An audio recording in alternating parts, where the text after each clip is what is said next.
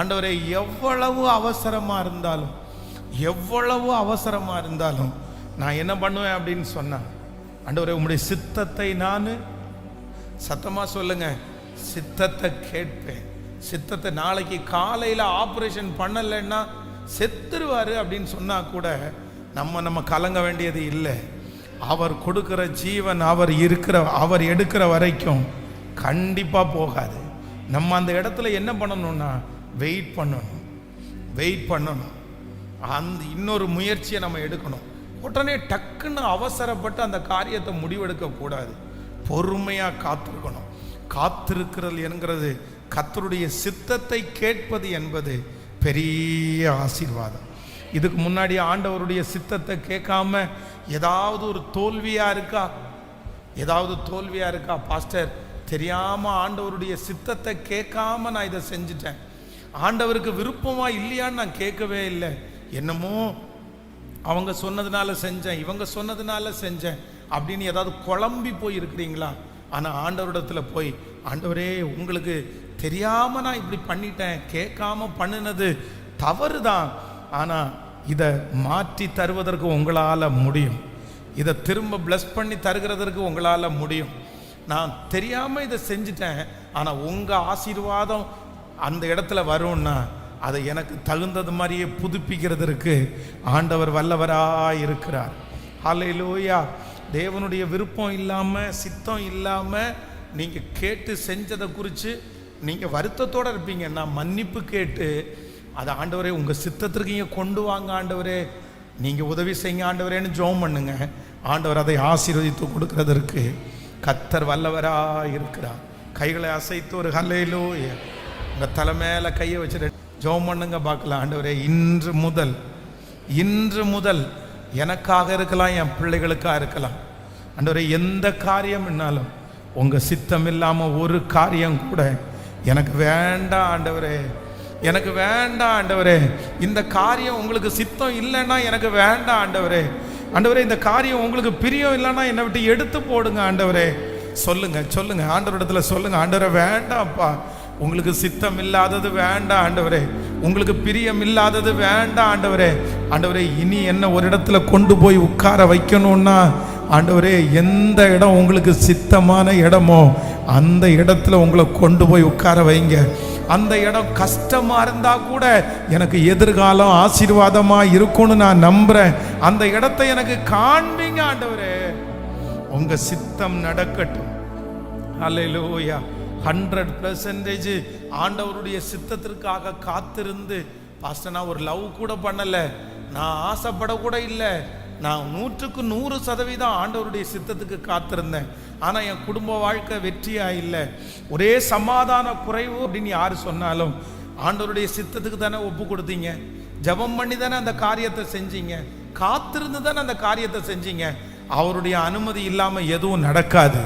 நான் நம்புற, ஆரம்பம் அற்பமா இருந்தாலும் முடிவை கர்த்தர் சம்பூரணமா மாற்றுவார். கர்த்தருடைய சித்தத்தின்படி செய்வது ஆரம்பம் கஷ்டமாக இருந்தாலும் முடிவு சம்பூரணமாய் மாறும். ஹல்லேலூயா. தாவீதினிடத்தில் இருந்த ஒரு பெரிய அபிஷேகம் வாசிக்கலாமா?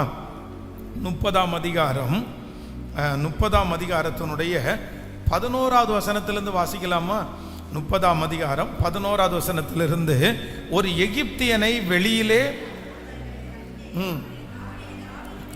அவனை கண்டு அவனை தாவீதினிடத்தில் கொண்டு வந்து புசிக்கிறதற்கு அவனுக்கு அப்பமும் குடிக்க தண்ணீரும் கொடுத்து, அத்திப்பழ அடையின் ஒரு துண்டையும் வற்றலான 2 திராட்சை பழ குலையையும் அவனுக்கு கொடுத்தார். அதை அவன் சாப்பிட்ட பின்பு அவனுடைய உயிர் அவனுக்கு திரும்ப அவனுக்குள் வந்தது. அவன் ராப்பகல் 3 நாளாய் அப்பம் சாப்பிடாமலும் தண்ணீர் குடியாமலும் இருந்தான். தாவீது அவனை நோக்கி, நீ யாருடையவன், நீ எவ்விடத்தான் என்று கேட்டதற்கு அவன், நான் ஒரு அமலேக்கியனுடைய வேலைக்காரனாகிய எகிப்து தேசத்து பிள்ளை ஆண்டான். 3 நாளைக்கு முன் நான் வியாதிப்பட்ட போது என் எஜமானன் என்னை கைவிட்டான். நல்லா கவனிச்சுக்குங்க, நல்ல கவனமாய் கவனிங்கள். இந்த இந்த இந்த இடத்துல என்ன நடக்குது அப்படின்னு சொன்னா, அப்படின்னா இதுக்கு முன்னாடியே அமலேக்கியர் தென்புறத்து சீமையிலிருந்து வந்து, அப்படின்னா சிக்லாக்கை வந்து யார் கொள்ளையிட்டான்னா அமலேக்கியர் கொள்ளையிடுறாங்க. இவங்க முன்னாடி வராம பின்னாடி வர்றாங்க. பின்னாடி வந்து தாவீது இல்லாத நேரத்தில், அந்த 600 பேரும் இல்லாத நேரத்தில் சிக்லாக்க கொள்ளையிட்டு அங்கே இருக்கிற எல்லா வீடுகளையும் அவங்க எரித்து போட்டு அங்கே இருக்கிற மனைவி பிள்ளைகள் எல்லாரையும் சிறைபிடித்து கொண்டு போறாங்க. அப்போ அந்த கூட்டத்தில் அவர்களோட வந்தவன் தான் யாரு? இந்த மனுஷன். ஆனா இவன் வர்ற வழியில இவனுக்கு என்ன ஆயிப்போச்சு அப்படின்னா, வியாதி ஆயிடுச்சு. இவன் நோய் ஆயிட்டான், இவன் சிக்காயிட்டான். சிக்கான உடனேயே அந்த அமலேக்கியனுடைய தலைவன் என்ன பண்றான் அப்படின்னா, சிக்கான ஒரு ஆள் எனக்கு வேண்டாமப்பா, வேண்டாமப்பா, அவனை யாரும் கண்டுக்காதீங்க, நம்ம கிளம்புவோம், நம்ம ரொம்ப தூரம் போக வேண்டியது இருக்குது, நம்ம இந்த இடத்துல இவனுக்காக நின்றுட்டோம்னா இவனையும் தூக்கி சுமந்துட்டோம் அப்படின்னு சொன்னா நம்ம எதையுமே பண்ண முடியாது. அதனால அந்த மனுஷனை அங்கேயே விட்டுப்புட்டு இவங்க 3 நாள் பிரயாணம் போனாங்க. இந்த 3 டேஸும் அந்த மனுஷன் என்ன பண்ணல, அப்பமும் சாப்பிடல, தண்ணியும் குடிக்கல. நல்லா நினைச்சுக்கங்க, இந்த மனுஷன் யாருன்னே தெரியாது, எப்படி இந்த இடத்துல இப்படி விழுந்தான்னு தெரியாது. இவங்களுக்கு இருக்கிறதே கொஞ்சம் சாப்பாடு. இவங்களுடைய வீடு இருந்தா கூட ஏதாவது சமைச்சு கொண்டு வந்திருப்பாங்க. இவங்க வீடும் இல்லை, மனைவி இல்லை, பிள்ளைகள் இல்லை, ஏற்கனவே ஒரு யுத்தத்திற்கு போயிட்டு அதுலேருந்து ரிஜெக்ட் பண்ணிட்டு வர்றாங்க. இவங்க கையில் இருக்கிறதே கொஞ்சம். ஆனால் வேதம் சொல்லுகிறது, தாவீதுனுடைய ஆட்கள் வந்து அவனுக்கு அப்பத்தையும் தண்ணீரையும் கொடுத்து, அவனுக்கு சில திராட்சை பழத்தை வற்றல்களை எல்லாம் கொடுத்து, வேதம் சொல்கிறது அவனுடைய உயிர் அவனுக்கு திரும்ப வந்தது. உடனே தாவீது கேட்குறாரு, நீ எவ்விடத்தான், நீ யாருப்பா, நீ யாருப்பா? உடனே அவன் உண்மையை சொல்கிறான், நான் யாரு? நான் ஒரு அமலேக்கியன். உடனே இந்த ஒரே ஒரு மனுஷனை வச்சு சகலத்தையும் திருப்பி கொள்கிறதற்கு ஆண்டவர் உதவி செய்தார். ஒரு மனுஷனுக்கு தேவையற்ற, ஒரு ராஜாவுக்கு தேவையற்ற ஒரு பாத்திரம், ஆனால் ஒரு ராஜாவுக்கு சகலத்தையும் திருப்பி கொள்வதற்கு பயன்படுகிற பாத்திரம். தாவீதினிடத்தில் இருக்கிற ஒரு ஆப்பர்ச்சுனிட்டியை கூட, ஒரு வாய்ப்பை கூட தாவீது எங்கேயுமே என்ன பண்ணலைன்னா தட்டி போடவே இல்லை, தட்டி போடவே இல்லை. சவுல் இடத்துல போய் நிற்கும் போது கோலியாத் வந்து நிற்கிறார். நான் இங்கு வந்ததற்கு முகாந்திரம் இல்லையா? நான் இங்க வந்ததுக்கு முகாந்திரம் இல்லையா? எந்த இடத்துலையும், எந்த இடத்துலையும் ஒரு ஆப்பர்ச்சுனிட்டி கூட, ஒரு வாய்ப்பு கூட, ஒரு வாய்ப்பு கூட. வேதம் சொல்லுகிறது, இந்த சிறியரில் ஒருவரையும் நம்ம என்னவா நினைக்க முடியாதுன்னா அற்பமா நினைக்க கூடாது, அற்பமா நினைக்க கூடாது. எந்த இடத்துல எப்படிப்பட்ட வாசல் திறக்குதுன்னு நமக்கு தெரியாது. ஆண்டவர் எப்பேற்பட்ட வாசலையும் முதல் வைக்கும்போது ஒரு குறுகின இடத்துல கர்த்தர் வைக்கலாம். நீங்க அதை அல்லல் தட்டி இது எனக்குரியது அல்லன்னு சொல்ல முடியாது. அந்த வாசல் தான் மிகப்பெரிய மகிமைக்கு போகிற இடமாகவே. ஹல்லேலூயா. இதுவரையிலும் உங்களுக்கு கொடுத்திருக்கிற சில ஆப்பர்ச்சுனிட்டியை, சில வாய்ப்புகளை நீங்க தட்டி போட்டிருக்கலாம், அதை வேண்டான்னு நீங்க போட்டிருக்கலாம். இவனால என்ன பிரயோஜனம் நமக்கு கிடைக்க போகுதுன்னு விட்டுருக்கலாம், இதுல என்ன பெரிய லாபம் அப்படின்னு நினைக்கலாம். ஆனா ஒன்று நினைத்து கொள்ளுங்கள், இன்று ஆண்டவரிடத்துல மன்னிப்பு கேளுங்கள். எனக்கு ஒரு அபிஷேகத்தை கொடும் ஆண்டவரே, நானும் என் பிள்ளைகளும் எந்த வாய்ப்பையும் என்ன பண்ணக்கூடாதுன்னா சொல்லுங்க சத்தமா.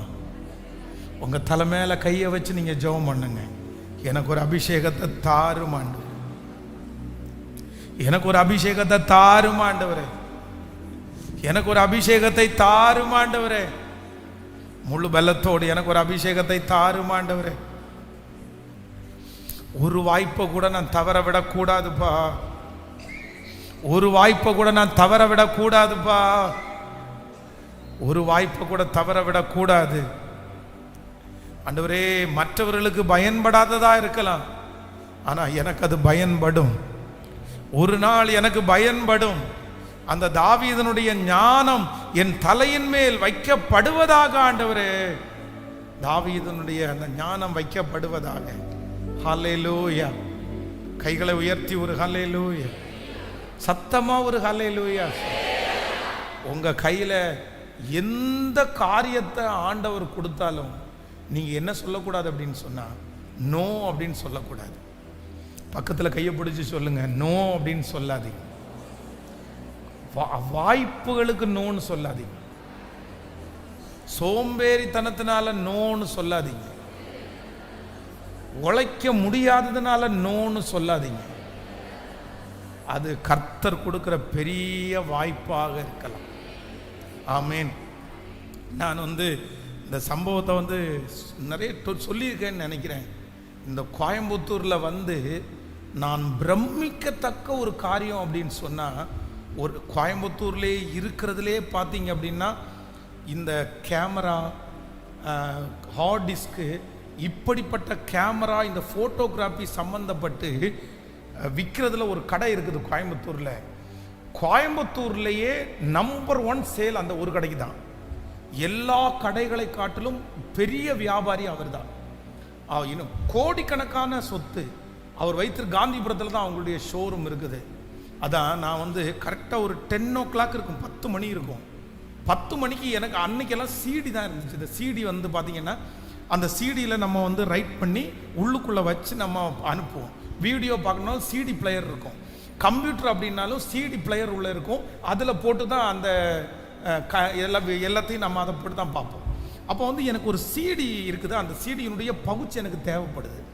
அப்போ அந்த பவுச் 5 rupees, 5 ரூபாய். இந்த சிடியை கவருக்குள்ளே உள்ள வைக்கும்போது ஒரு பேப்பரில் மடித்து பேக்குள்ளே வச்சுருக்கிறேன்.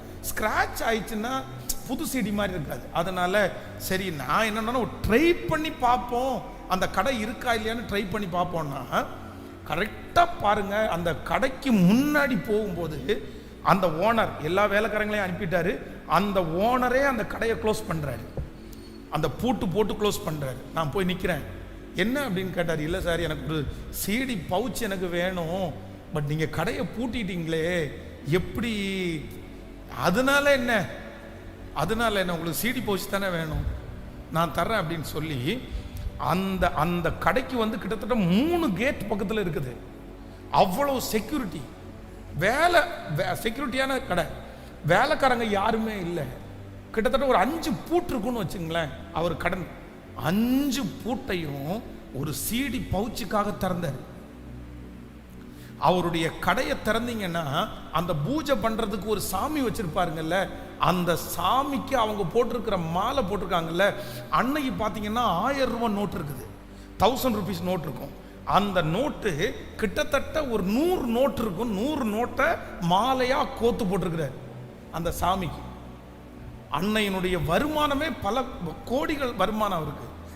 ஆனா அந்த கடையை திறந்து அந்த சிடி பவுச்சை என் கையில எடுத்து கொடுத்து அந்த 5 ரூபாய் என் கையில வாங்கினாரு பாருங்க. அவரு மிரண்டுட்டேன். நான் மிரண்டுட்டேன். நம்ம சிலர் நல்லா இருக்கிறத பார்த்து இவங்க என்ன இப்படி நல்லா ஆயிட்டாங்களே, சிலர் பொறாமப்படுறாங்க. சிலர் இவனுக்கு எங்க இருந்தோ வந்துச்சு, இவனுக்கு லாட்டரி அடிச்சிருச்சு, இவனுக்கு எங்கேயோ ஒரு மரம் நட்டுருக்கிறான், அப்படியே உழுக்கிறோன்னா மொத்தம் கீழே விழுது அப்படின்னு எல்லாம் நம்ம நினைச்சிருக்கிறோம். யாரோ கொடுத்துட்டாங்க, அவங்க அப்பா பெரிய ஆள் அப்படின்னு நினைச்சிருக்கிறோம். இல்லவே இல்லை. உலகத்திலே இருக்கிற, சாதிக்கிற, உலகத்திலே உயருகிற, உலகத்திலே வளருகிற ஆயிரக்கணக்கான தலைவர்கள் தங்கள் வாழ்க்கையிலே வருகிற ஒரு ஆப்பர்ச்சுனிட்டியை கூட என்ன பண்றதில்ல. சத்தமா சொல்லுங்க, கேட்கல. ஆனா நம்ம கொஞ்ச நேரம் தூங்குறதுக்காக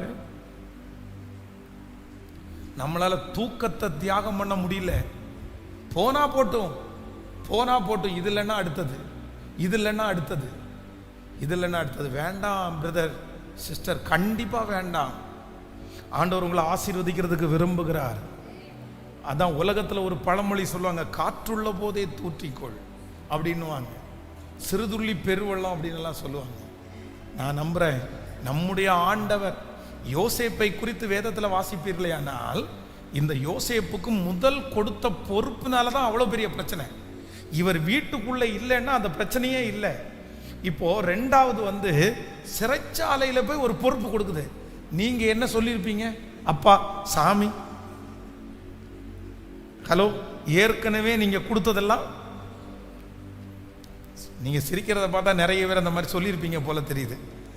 ஏற்கனவே கொடுத்ததெல்லாம் போதும்பா, நீங்க பாட்டுக்கு ஒரு பொறுப்பை என் தலை மேல வச்சுட்டு அதுல அப்புறம் கஷ்டப்படுத்தி என்னையே தூக்கி எங்க போடுவீங்க? சிறைச்சாலையிலே போடுவீங்க.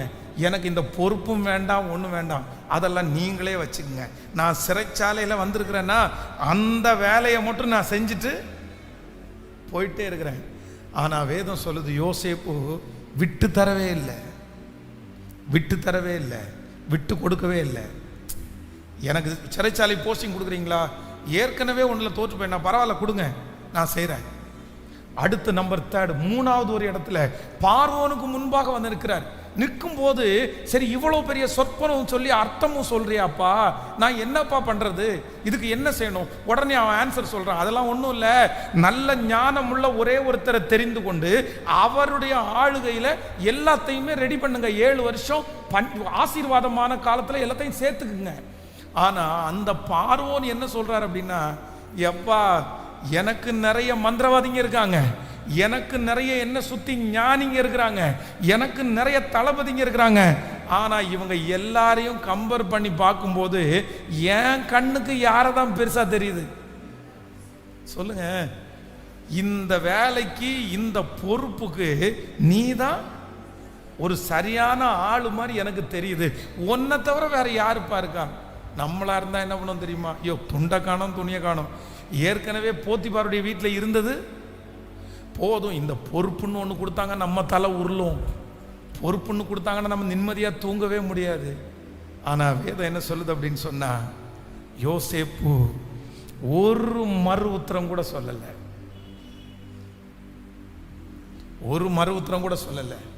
நான் ஞானியா? தெரியாது. நான் இந்த பொறுப்பை செய்வேனா? தெரியாது. இது எப்படி போகும்? தெரியாது. ஆனா இது என்ன தேடி வந்திருக்குது, இது யார் எனக்கு கொண்டு கொடுத்தான்னு தெரியல, இது ஒருவேளை கர்த்தராலவே வந்திருக்கலாம். இது நஷ்டமோ லாபமோ இல்லை அப்படின்னா இதனால நான் நஷ்டமடைய போறதில்லை, செஞ்சதுனால என்ன வேலை தானே போகுது, உழைக்க தானே போறேன், செய்வலாம். ஒருவேளை இது நிமித்தம் என் தலையை உயர்த்துவதற்கு கர்த்தர் வல்லவராக இருக்கிறார். ஹல்லேலூயா, ஹல்லேலூயா. எத்தனை பேர் ஆமோதிக்கிறீங்க? உங்களை கையை பிடிச்சி இழுத்து படிக்கட்டு மேலே நடக்க வைக்க மாட்டாங்க. படிக்கட்டை காமிக்கும் போது நம்ம தான் அதில் நம்ம தான் டிராவல் பண்ணணும், நம்ம தான் நடந்து வரணும். இந்த தரிசனம் உள்ளுக்குள்ளே இருக்கணும், தரிசனம் உள்ளுக்குள்ளே இருக்கணும், விஷன் உள்ளுக்குள்ளே இருக்கணும். என்னைக்கு தரிசனம் உங்களுக்குள்ள சாகுதோ அன்னைக்கே உங்களுடைய உயர்வு கட்டாச்சுன்னு அர்த்தம். தரிசனம் செத்துச்சுன்னா நீங்க உயிரோடே செத்துட்டீங்கன்னு அர்த்தம். அவ்வளவுதான். அதுக்கு மேல உங்களால் வளரவும் முடியாது, உயரவும் முடியாது, வளரவும் முடியாது, உயரவும் முடியாது. எத்தனை பேர் நீங்க ஒப்பு கொடுக்குறீங்க? எத்தனை பேர் ஒப்பு கொடுக்குறீங்க? கர்த்தர் இன்னைக்கு இந்த மாதம் நிறைய வாய்ப்புகளை உங்களுக்கு தரப்போகிறார். நீங்கள் இழந்து போன நிறைய வாய்ப்புகள் உங்களுக்கு கிடைக்க போகிறது. மறுபடியும் அந்த வாய்ப்புகளை ஆண்டவர் உங்களுக்கு தருவேன் என்று கர்த்தர் வாக்கு கொடுக்கிறார். ஆனால் நான் ஒன்று கூட தவறவே மாட்டேன் ஆண்டவரே, ஒன்று கூட தவறவே மாட்டேன் ஆண்டவரே. Thank you Jesus. நீ சகலத்தையும் திருப்பி கொள்ளுவாய். கர்த்தர் தாவீது கர்த்தரை நோக்கி, நான் அந்த தண்டை பின்தொடர வேண்டுமா, அதை பிடிப்பேனா என்று கேட்டான். அதற்கு அவர், அதை பின்தொடர், நீ சகலத்தையும் திருப்பி கொள்ளுவாய், சகலத்தையும் திருப்பி கொள்ளுவாய், சகலத்தையும் திருப்பி கொள்ளுவாய். ஹல்லேலூயா, ஹல்லேலூயா. இழந்து போனதை தேடி வந்த கர்த்தர் மறுபடியும் மறுபடியும் இந்த வார்த்தையை கொடுத்து ஆண்டவர் நிறைய பேரை ஊக்குவித்து கொண்டே இருக்கிறார், உற்சாகப்படுத்தி கொண்டே இருக்கிறார். சொல்லுங்க, கைகளை உயர்த்தி, இந்த வார்த்தை என்னுடைய வாழ்க்கையில நடக்க போகிறதற்காக உமக்கு ஸ்தோத்திரம் என்று சொல்லுங்க. முழு பலத்தோட சொல்லுங்க பார்க்கலாம், முழு பலத்தோட சொல்லுங்க பார்க்கலாம். ஹல்லேலூயா. மேற்கு கிழக்கு வடக்கு தெற்கு நான் பரம்ப போகிறேன். சொன்னதை செய்யும் அளவும் ஆண்டவர் என்னை கைவிட போவது இல்லை, கைவிட போவது இல்லை.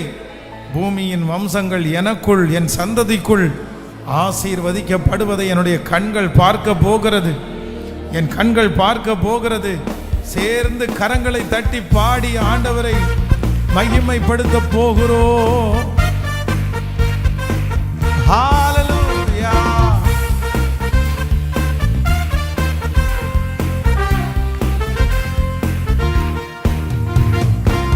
மேற்கு கிழக்கு வடக்கு தெற்கு பூமியின் தூளை போல் சந்தாதி பெருகும் என்று வாக்குரைத்தீரே.